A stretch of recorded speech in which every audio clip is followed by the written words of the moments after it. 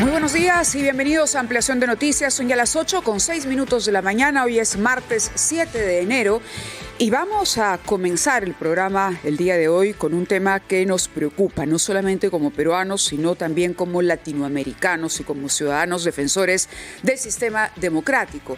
Venezuela está atravesando sus horas decisivas. La cuenta regresiva ha iniciado y no sabemos todavía qué es lo que va a ocurrir a ciencia cierta el próximo 10 de enero. Como ustedes saben, el 28 de julio se produjeron las elecciones.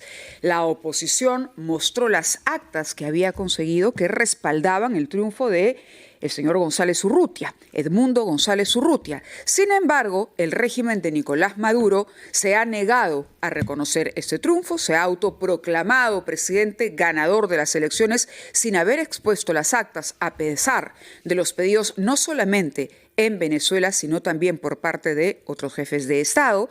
Pero el asunto es que Edmundo González Urrutia está realizando una gira. Ayer estuvo con el presidente de los Estados Unidos, Joe Biden, con el representante de la OEA también. Antes estuvo con otros jefes de Estado y asegura que él tomará posesión del cargo este viernes. Por otro lado, tenemos a Maduro, que insiste, y a su personal, por supuesto, más cercano, a su gabinete de confianza, que sale a asegurar que si el señor González Urrutia pone un pie en Venezuela, será detenido de inmediato por los cargos que se le imputan. Esta es solo parte del contexto internacional que enfrentamos al inicio de este año. Fernando Carballo está conmigo aquí y le doy los buenos días como siempre. Buenos días, Marta, buenos días, para ti, para los que nos oyen por la radio, nos siguen por la televisión y nos siguen por redes sociales. Es un tema muy delicado, es el que has dicho. Hay declaraciones formuladas por el muy respetable ex canciller Alan Wagner, recordando la mala experiencia que tuvimos cuando reconocimos como presidente al señor Guaidó, porque la realidad, ese señor nunca tuvo poder efectivo y el Estado peruano mantuvo relaciones con el poder que no habíamos reconocido. Y eso lo dice Alan Wagner, cuya autoridad y experiencia nadie puede discutir, me parece. También hay naturalmente críticas contra el comunicado publicado el día de ayer, después de la conversación virtual que mantuvo la presidenta en compañía del ministro Elmer Schaller con el señor González Urrutia, que ha reiterado que se apresta a entrar a Venezuela. Hemos visto una manifestación de fuerza de la dirigencia de la Fuerza Armada venezolana, diciendo que detendrían al traidor porque ellos respaldan totalmente al presidente Maduro, que como tú bien has dicho, se queda en el poder o pretende hacerlo 6 años más como consecuencia de un fraude manifiesto. Es difícil para la diplomacia peruana, supongo, tomar una posición en este asunto, porque tenemos a 150.000 compatriotas allá que no pueden ser atendidos por nuestros funcionarios porque no hay consulado y no hay embajada, y porque además tenemos a 1,5 millones o más de venezolanos en el Perú. Vamos a ver qué nos dice sobre estos temas el canciller Elmer Schaller, cuya presencia en RPP saludamos y agradecemos. Muy buenos días, señor canciller. Muy buenos días. Muchas gracias, buenos días Mávila, buenos días Fernando, muchas gracias por la invitación. Yo creo que es importante que ustedes de manera tan temprano hoy estén pues tan al tanto de un asunto que nos preocupa sin duda alguna a todos, no solamente a todos en el Perú, sino también todos en la región. Esto es un asunto que con la presidenta Boluarte hemos venido siguiendo y gestionando desde hace mucho tiempo. Es verdad, poca noticia se ha dado al respecto, pero es que en realidad la acción diplomática es esa, es la acción de la diplomacia, no necesariamente una acción histriónica o escénica, por llamarlo de alguna manera, sino que de manera efectiva se va viendo y calibrando cuál es la mejor forma de defender los intereses del Perú. En ese sentido, la presidenta Boluarte, en comunicaciones que ya teníamos con doña María Corina Machado, una gran lideresa venezolana, y también con Edmundo González Urrutia, concordamos en que se podía visitar el Perú. Sin embargo, por razones de agenda, de parte de don Edmundo González Urrutia, no pudo ser. Y esto se transformó pues en lo que ahora modernamente también, gracias a Dios, existe, que son las videoconferencias. El comunicado de ayer o el X de ayer lo que hace es dar cuenta de los contenidos de esa conversación, de la conversación de la presidenta del Perú, doña Dina Ercilia Boluarte Segarra, con el presidente electo Edmundo González Urrutia. Usted acaba de decir presidente electo, pero es precisamente lo que se le ha reprochado a la presidenta ayer, es decir, que dé su respaldo a Edmundo González Urrutia, pero que abiertamente el Perú no reconozca su triunfo en las elecciones. Bueno, es a propósito que he dicho de que es presidente electo Edmundo González Urrutia, porque es en efecto así como lo consideramos. Se lo dijeron ayer personalmente durante la conversación. No una, sino varias veces. Que lo consideraban ganador de las elecciones y que era el presidente electo. ¿Qué supone para la diplomacia peruana entonces, hoy, a través suyo, este reconocimiento? Es decir, de alguna manera esto va a quedar plasmado en un comunicado abierto, en una comunicación, digamos, para que otros presidentes puedan también conocer la postura de nuestro país, ahora que usted aclara que en efecto la presidenta Boluarte considera a González presidente electo de Venezuela. Mire, esto es una cuestión de aproximaciones incrementales. Como muy bien señaló don Fernando en sus palabras introductorias, esto es un asunto que nos preocupa por varios motivos y por varias facetas, ¿no es cierto? Pero creo que fue un poeta norteamericano que dijo alguna vez, en inglés por supuesto, que si camina como un pato, si nada como un pato, si parpa o grazna como un pato, pues probablemente, definitivamente, es un pato. Y lo que ha sucedido en Venezuela es clarísimo. La defensa de la democracia y de los derechos humanos por parte de María Corina Machado y por Edmundo González Urrutia es obviamente claro para todos, es evidente para todos, así como también el incumplimiento de la propia ley venezolana electoral por parte de el régimen de Maduro en el momento de la proclamación por el Consejo, creo que se llama Consejo Nacional Electoral venezolano, de su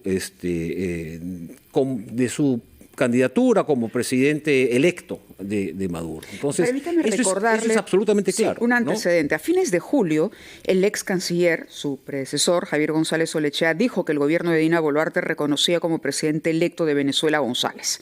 En septiembre, el jefe del gabinete, el señor Gustavo Adriancén, negó ese hecho. Sigue siendo el mismo presidente del Consejo de Ministros. Él dijo textualmente, no puede ser presidente electo. No tenemos ninguna comunicación oficial del Estado peruano reconociendo esa condición para el señor González Urrutia. Por eso resulta importante que usted haga esa aclaración y esa precisión hoy por la mañana.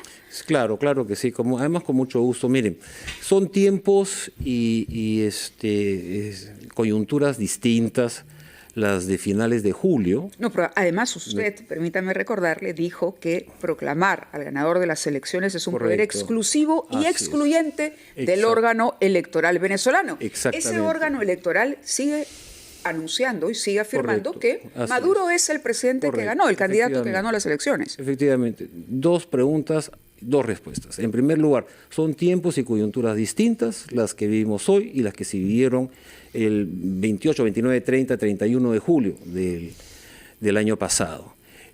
Resulta, yo no me voy a referir a ello porque no solemos hacer eso los diplomáticos, ¿no es cierto? Pero lo único que quiero es simplemente señalar a ustedes y al público en general a través de ustedes lo siguiente. Resulta un poco curioso, por decirlo menos, que en el momento en donde se está pidiendo una acción internacional y en donde se insta a un órgano electoral venezolano a través de una resolución que desafortunadamente no fue aprobada, ¿no es cierto? Resulta curioso que en ese mismo momento, en donde no hay entonces una claridad sobre quién ganó las elecciones, porque la propia resolución sobre el cual el Perú votó a favor lo decía que se necesitaba una, digamos, inspección de los votos, incluso con participación internacional. Resulta curioso que en ese mismo momento, en esa misma coyuntura, se declare presidente electo a uno de los 2 contendores, ¿no? Lo voy a dejar ahí, no voy a decir más, ¿no? Y entre tanto aprovechamos para ir a una pausa, dejando pendiente la respuesta a la otra pregunta que le formuló Mávila Huerta. Vamos a la pausa, escuchar a los anunciantes de RPP y retomamos nuestra conversación con el canciller de la República, el embajador Elmer.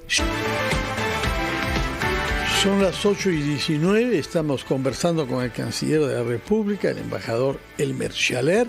3 días antes de que se produzca la investidura del nuevo presidente, desde ya la Fuerza Armada venezolana ha reconocido a Nicolás Maduro como presidente para el periodo 25-31, pero esto no lo han hecho la inmensa mayoría de los países democráticos, que constata que no se han publicado las actas, que el Consejo Electoral venezolano está compuesto por miembros del partido en el gobierno y que en la sesión en la que debían pronunciarse lo que hicieron es corear vivas al señor Maduro. Pero el señor Schaller, canciller, debía contestar a la segunda pregunta que había planteado Mávila Huerta. Bueno, muchas gracias por ello. Doña Mávila, por favor, repítame la pregunta para que todos estemos... Me refería a los antecedentes antes de que usted afirmara aquí que se reconoce a Edmundo González Urrutia como presidente electo desde el gobierno peruano. Le hacía los antecedentes porque en su momento, cuando el canciller González Olechea así lo afirmó, fue desmentido por el presidente del Consejo de Ministros, o corregido, le enmendó la plana. Y luego, después, usted mismo afirmaba que este era un poder exclusivo y excluyente del órgano electoral venezolano. Esto lo dijo después, estamos hablando del mes de septiembre, si no me equivoco, ¿no? Y por eso le preguntaba qué es lo que ha cambiado, porque hoy por hoy el órgano electoral venezolano persiste en lo que dijo, en que Maduro ganó las elecciones. Definitivamente. Y que ese es el poder del pueblo y que la voz del pueblo se respeta. Ese es el discurso madurista. Sí, es claro para nosotros eso. Es claro también que el Consejo Nacional Electoral, que se llama el CNE venezolano, es la única entidad que en realidad puede proclamar a los candidatos ganadores, y eso es lo que continuamos sosteniendo. Nadie puede arrogarse, ningún otro organismo, incluso venezolano, menos países u organismos internacionales pueden arrogarse esa potestad. Pero lo que no nos pueden quitar a nosotros, como a ningún otro país o a cualquier ciudadano en realidad, es la potestad de reconocer, de ver a alguien como algo que uno reconoce que es. Y eso es para el Perú, Edmundo González Urrutia.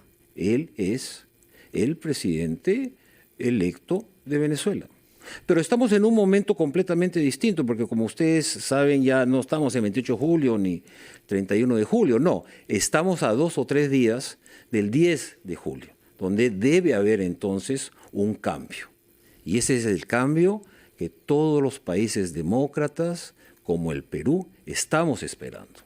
Yo esta noche viajo a Panamá, invitado, me voy a reunir con una decena de cancilleres, ¿no?, para ver cuáles son los próximos pasos que vamos a tomar como comunidad internacional. Con relación al caso de Venezuela. Sin duda alguna, sin duda alguna. Ahora,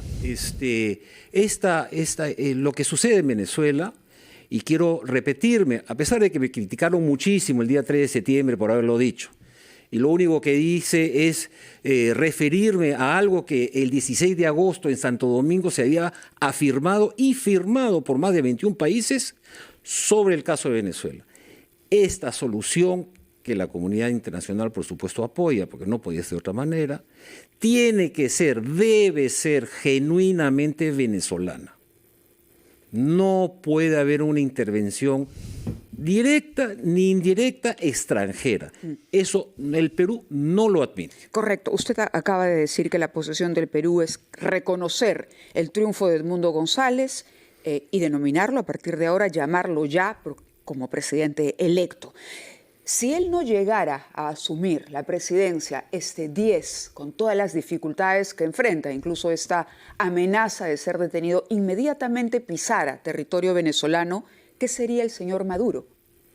Bueno, mire, 2 cosas. En primer lugar, la presidenta Boluarte ayer, puedo decir ello, le reiteró el apoyo indeclinable tanto a María Corina Machado, esta lideresa tan fuerte, esta mujer venezolana notable, que en realidad es una mujer de todos nosotros, de todos los latinoamericanos, por su lucha por la democracia, como también a Edmundo González Urrutia. Y ese apoyo va a continuar. Lo entiendo, pero de no darse, digamos, lo que debería ocurrir respetando la voluntad del electorado venezolano, de acuerdo a las actas que ha exhibido la oposición, que sí ha mostrado las actas que respaldan ese triunfo, Nicolás Maduro sería considerado un dictador por el gobierno peruano. Pero sin duda es un autócrata, por supuesto. Él hasta el 10 de enero fenece su periodo, digamos, legal, constitucionalmente legítimo, vamos a llamarlo así, en términos del derecho venezolano, pero a partir de ese día, para el Perú, él ya no es un presidente legítimamente elegido. Nosotros no reconocemos la victoria proclamada por el CNE, ¿no? Canciller, usted ha dicho que va a viajar a Panamá, donde se va a reunir con 10 o más cancilleres latinoamericanos. Quisiéramos saber quiénes son y sobre todo si están aquellos que plantearon dificultades para buscar un consenso cuando la reunión de la OEA el año pasado. Estoy pensando particularmente en Brasil, que osciló, que cambió de posición, naturalmente Chile, que terminó por alinearse con las posturas democráticas, y Colombia, que sabemos que no solamente mantuvo una situación ambigua, sino que además mantiene todavía una actitud injerencista en temas peruanos. El presidente Petro. Sí, efectivamente. Yo no tengo la lista completa en la cabeza, pero sí entiendo que han confirmado países como Ecuador, como Costa Rica, Paraguay, Estados Unidos, Chile entiendo que también, ¿no? Aunque no lo puedo confirmar, porque no tengo esa confirmación. Guatemala también recuerdo, y en fin, son una decena o docena de países que van a estar representados a nivel de cancilleres, y luego están también invitados, según lo que he sido informado por nuestra embajada allá, también a los embajadores de los demás países. Es decir, si probablemente no esté, por ejemplo, usted ha señalado el Brasil, por ave motivos, es probable, es posible que esté su embajador allá, ¿no? Se ha mencionado la posibilidad de que González Urrutia haya pensado en llegar a Venezuela acompañado de otros mandatarios, otros jefes de Estado o representantes diplomáticos de otros países. ¿El Perú acompañaría a González Urrutia en un ingreso así a Venezuela? Lo que nosotros conocemos, doña Mávila, es que esta sería una iniciativa de algunos expresidentes, ex primeros ministros de algunos países, ¿no? Es decir, España y México, ¿no? Felipe González y Vicente Fox. Entiendo que sí, entre otros, ¿no? Me dicen que incluso podrían ser un poco más, 5 o 6 personas, ¿no es cierto? Eso es una cuestión privativa de los ex altos funcionarios. No he escuchado que ningún país quiera o deba acompañar a Edmundo González Urrutia en este viaje a Venezuela, con funcionarios, vamos a llamarlo de alguna manera, en el puesto, en el cargo, en actividad, ¿no? En actividad. Ahora, si Maduro se queda, lo que se anticipa ya, porque es la situación de crisis en Venezuela, nuevamente vuelve a perder la ilusión, digamos, de recuperar una libertad en el país, en fin. Y además, con la cantidad de opositores que hoy hay, esto definitivamente provocará una nueva ola migratoria. ¿Cómo analiza el escenario, canciller? Bueno, esto lo hemos venido evaluando tanto en el Consejo de Ministros como con las autoridades ya del propio Ministerio del Interior, con Migraciones, con el propio Ministerio de Defensa. Como ustedes saben, nosotros tenemos una frontera norte sumamente porosa, sobre todo en las zonas de la Amazonía, tanto con el Ecuador como con Colombia. Sin embargo, avisados como estamos de que esto puede volver a suceder, lo que vamos a hacer son dos cosas. En primer lugar, se va a mantener la obligación del visado que necesitan sacar los ciudadanos venezolanos que quieran entrar al Perú, ¿no es verdad? Un visado que es ahora, en la práctica, porque rompieron ellos relaciones diplomáticas con nosotros, los venezolanos, en la práctica es imposible, es virtualmente imposible de sacar por el momento. A pesar de que tenemos una representación de los intereses peruanos por parte de la Embajada del Brasil en Venezuela. Y en segundo lugar, por supuesto, en esta larguísima frontera que tenemos en la Amazonía, sobre todo, hay muchos pasos no autorizados. Y de ellos se va a encargar, nos debemos encargar con, obviamente, el cuidado necesario, las fuerzas, tanto policiales como también armadas del Perú, en un, digamos, juego subsidiario con la Policía Nacional. Y eso supone coordinar con Colombia y Ecuador, porque no tenemos frontera común con Venezuela. Si retrasamos el ingreso de un venezolano que entra de Colombia, estamos obligando a Colombia que se quede con él, ¿no? ¿Hay una coordinación con las policías colombianas? Bueno, sí, efectivamente. Eso es algo que se practica todos los días. Siempre hay lo que se llama técnicamente inadmisiones, ¿no? Es decir, simplemente que no pueden entrar, se quedan entonces en el lado, al otro lado de la ribera, vamos a llamarlo así, ¿no? No es una situación fácil, no es una situación, digamos, burocrática diaria, es una situación de tensión siempre, pero es algo que tenemos que hacer para defender a la patria. Muy bien. ¿Hay alguna coordinación con el Congreso y las fuerzas políticas democráticas de nuestro país? Porque con la excepción de algunos grupos castillistas o derivados de ahí, hay un amplio consenso sobre la democracia y el rechazo al régimen dictatorial corrupto que se ha ido generando en Venezuela, ¿no? Bueno, mire, ahí yo lo único que puedo decir es que tengo solamente sentimientos de gratitud para con la Comisión de Relaciones Exteriores y para con su presidenta, doña Auristela Obando, la congresista Obando, porque me invitó no una, sino 3 veces a la Comisión de Relaciones Exteriores a tratar este tema y otros temas más sobre la política exterior peruana.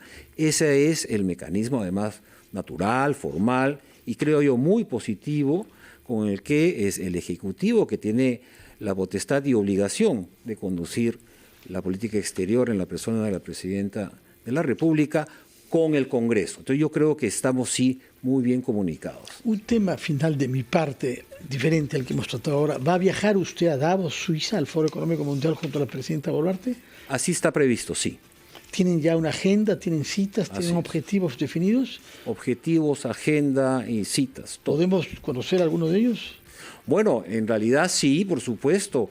Hay una serie de actividades en donde va a participar la presidenta como parte de una mesa o de un grupo, de un formato Davos, así se le llama, cuando se sientan en estas sillas blancas enfrente de un escenario para tratar algún tema, sobre el tema de plástico, sobre el tema de la Amazonía, sobre el tema de la mujer, por ejemplo, ¿no?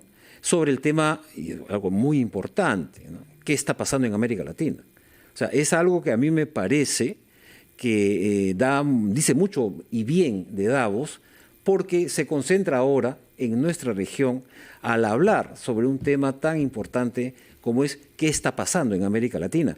Y ahí daremos las explicaciones y las visiones que tenga la presidenta sobre ello, ¿no? Y además de eso tenemos, mire, son 52 páginas, las páginas que incluyen a todos los invitados a Davos, ¿no? Entre ellos grandes presidentes de directorios, dueños de grandes empresas, de la banca y qué sé yo. Y la presidenta tiene clarísimamente una cuestión, no solamente la imagen del Perú, sino inversiones para el Perú, traer inversiones para el Perú. Estas obviamente no van a venir al día siguiente y cuando vengan no van a dar frutos a la semana, a los 4 meses. Esto va a tomar años, pero alguien tiene que hacer ese trabajo y la presidenta lo está haciendo. Muy bien, muchas gracias por su presencia y por sus respuestas. Podremos escuchar a la presidenta cuando hable desde Davos, porque acá en el Perú, como usted sabe, no da muchas entrevistas. Le hemos invitado acá en varias oportunidades. Si usted le puede recordar que le estamos esperando, le vamos a agradecer en todo caso. Daremos cuenta naturalmente del viaje que hará usted junto a la presidenta a esa ciudad suiza, donde hay este evento económico mundial que tiene gran relevancia, como lo ha recordado usted, señor canciller Elmer Schaller. Muchas gracias por su presencia. Gracias. Muy buenos éxito con sus tareas delicadas. Muchas gracias. 8:34 minutos. Vamos a los titulares de la media hora y regresamos en Ampliación de Noticias.